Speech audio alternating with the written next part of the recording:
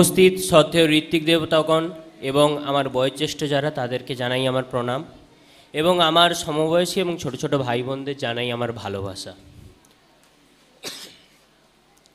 আজকে যে বিষয় নিয়ে এখানে আলোচনা করার কথা বলা হয়েছে সেটা হচ্ছে ইষ্টভৃতি। ইষ্টভৃতি সম্পর্কে আমার বোন আগে যা বলে গেল যে ইষ্টের ভরণ পোষণের জন্য আমরা ইষ্টভৃতি করি। তো এই ইষ্টভৃতি ইষ্টের ভরণ পোষণ করার জন্য যেটা করতে হবে সেটা ঠাকুর বলে গেছেন যে এটা আমাদের একদম সকালবেলা উষাকালে সূর্য ওঠার আগে উঠে পরিষ্কার জামা কাপড়ে ঠাকুরকে আমার দিনে দৈনন্দিন রোজগারের অগ্রভাগ নিবেদন করতে হয়। এই ইষ্টভৃতি করার এক গুরুত্ব প্রসঙ্গে একবার হাউজারম্যানদার মা জানতে চেয়েছিলেন যে ইষ্টভৃতি করার কি দরকার, মানে কেন ইষ্টভৃতির ব্যাপার সম্পর্কে কি ব্যাপার ইষ্টভৃতি। তো ঠাকুর সেই প্রসঙ্গে বলেছিলেন, to earn and spend to serve the love is to the materialised love with every potentising ability. অর্থাৎ নিজেই উপায় করে প্রেষ্টের সেবার জন্য তা ব্যয় করলে প্রেষ্টের প্রতি নিজের ভালোবাসা শক্তি সম্বর্ধনী যোগ্যতায় মূর্ত হয়ে ওঠে।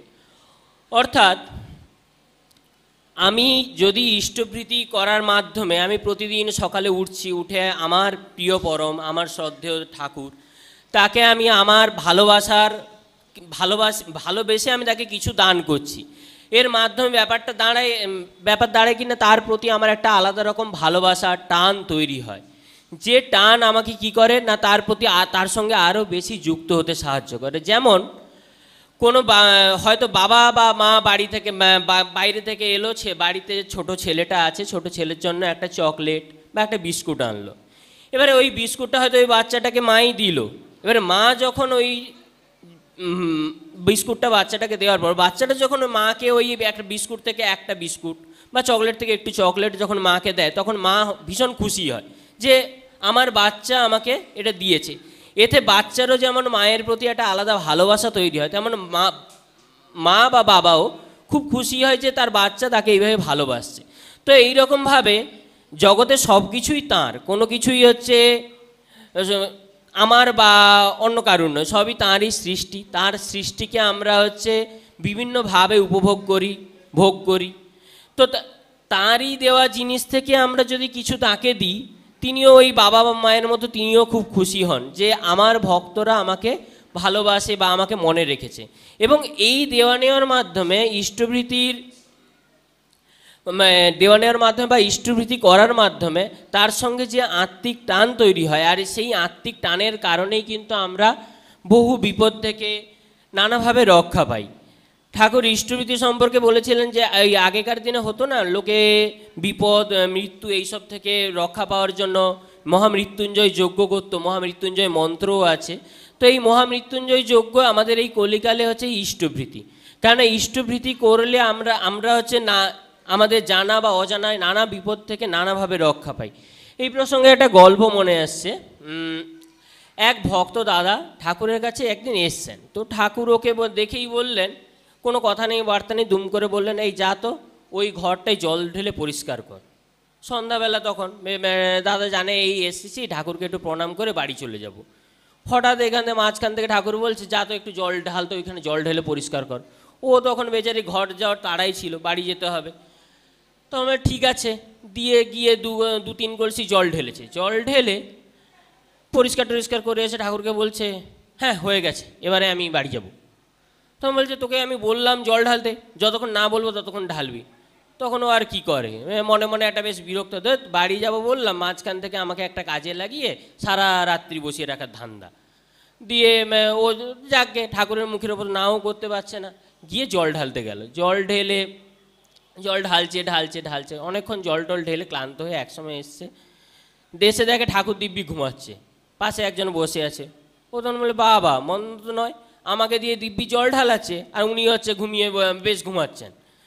তো পাশে যে বসে আছে বললো, আমি তো অনেকক্ষণ জল ঢালছি না, ঠাকুর বলেছে এবারে এলে ওকে বাড়ি যেতে। তখন প্রায় ভোর রাত্রি। তো যাকে ঠাকুরের অনুমতি পেয়ে ও বাড়ি গেল। বাড়ি গিয়ে দেখে শুতে যাবে এমন সময় দেখে বাইরে ওই মশারি টাঙানো আছে, বিছানার পাশে হচ্ছে একটা বিষধর সাপ। তো তো সাপটাকে মারলো, মেরে টেরে মোটামুটি যাকে পরদিন এলো, পরদিন ঠাকুরের কাছে এসে বলছে যে কাল না এইরকম গেছিলাম, বাড়ি গিয়ে দেখি এইরকম একটা খুব বিষধর সাপ। তখন ঠাকুর বলল আচ্ছা ঠিক আছে, তোর কুষ্টিটা একবার ওই অমুককে দেখাতো, বলে একজনের নাম বললেন, ওই যে ওই কুষ্টি বিচার করতে জানে, জ্যোতিষ। তো যথারীতি ঠাকুরের আদেশ, সেও গেছে ওইখানে হচ্ছে কুষ্টিটা নিয়ে। তো যিনি দেখছেন তিনি দেখে অবাক হয়ে একবার অনেকক্ষণ মুখের দিকে তাকিয়ে থেকে বললেন, আপনি এখনো বেঁচে আছেন? আপনার তো কাল নিশ্চিতভাবে সর্পাঘাতে মৃত্যুর কথা। তো তখন এর মনে হলো যে তাহলে ঠাকুরের এই ইচ্ছাই ছিল যে আমাকে বাঁচানোর জন্যই ঠাকুর হচ্ছে এই জল ঢালতে বলেছিলেন। তখন যথারীতি তার মনে খুব দুঃখ হলো যে আগে সে ঠাকুরের ওপর অকারণে রাগ করেছিল। তো এসে ঠাকুরের কাছে ক্ষমা টমা চেয়ে ঠাকুরকে বলল যে আমি আমার ভুলটা বুঝতে পেরেছি, আপনি আমাকে রক্ষা করলেন। বলে না না, আমি রক্ষা টক্ষা করিনি, তোর যে আমার প্রতি ভালোবাসা, আমার প্রতি টান, সেটাই তোকে রক্ষা করেছে। তো এই প্রসঙ্গেই হচ্ছে ঠাকুর ইষ্টভৃতির প্রসঙ্গে আগেও বিভিন্ন সময় বারবার বলেছেন, আলোচনা প্রসঙ্গ বা অন্যান্য ক্ষেত্রে বিভিন্ন জায়গায় বলা আছে যে ইষ্টভৃতি কেউ যদি মন দিয়ে অন্তরের সহিত করে তাহলে তার বিপদ আপদ অজান্তেই কেটে যায়। তাই বলে আবার আমি পরীক্ষা করে দেখি তো ঠাকুর হচ্ছে আমাকে বাঁচান কি না, এই ধান্দায় যদি ইষ্টভৃতি করি তাহলে কিন্তু খুব সমস্যা, মানে তখন কিন্তু বিপদের সম্ভাবনা এমনিই বাড়ে। কেন ওতে হচ্ছে ঠাকুরের প্রতি আমি সরল বিশ্বাসে যাই না, আমি গিয়েছি পরীক্ষা করতে, তো এতে বিপদের সম্ভাবনাই বাড়ে।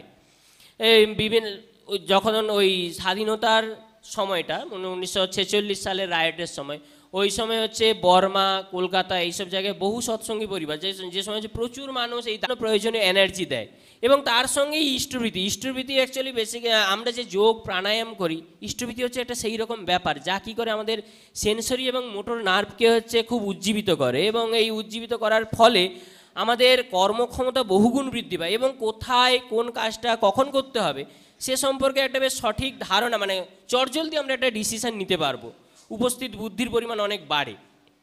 তো এইগুলো হচ্ছে আমাদের ইষ্টভৃতি করার একটা হচ্ছে উপযোগিতা বা ভালো দিক। তাছাড়া তো ঠাকুরের বলা সেই বিপদ আপদ থেকে রক্ষা পাওয়ার তো ব্যাপার আছেই। তো এই প্রসঙ্গে হচ্ছে ঠাকুরের একটা বাণী আছে,